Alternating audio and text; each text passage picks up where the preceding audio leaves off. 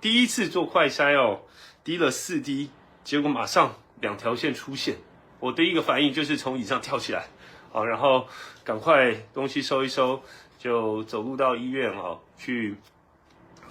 做 PCR 的检查。不好意思让大家担心了，在这边我跟线上所有的好朋友做一个报告，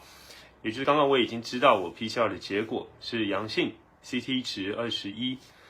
那目前的身体状况其实都还好，就很像感冒，大概流鼻涕、咳嗽，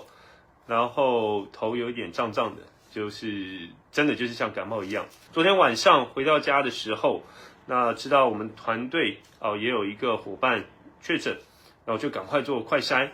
然后第一次做快筛滴了4滴，结果马上2条线出现。我第一个反应就是从椅上跳起来，然后赶快东西收一收，就走路到医院去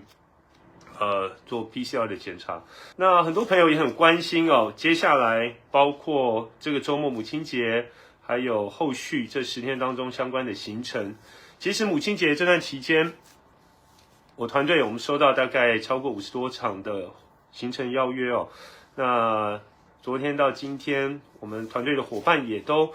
非常忙碌跟所有的主办方一一的说明跟致意。那接下来下一周，我想除了行程上面可能没有办法实际到场，但如果可以线上进行的我也都会透过视讯的方式，但可以确定就是只要身体状况 OK，我也会在隔离期间透过连线视讯的方式持续进行立法院质询问政的工作。当然接下来如果有机会，我也会不定期的透过线上直播的方式跟大家说明每天在隔离期间身体的状况，还有一些心理的想法也请大家可以在线上随时关注我。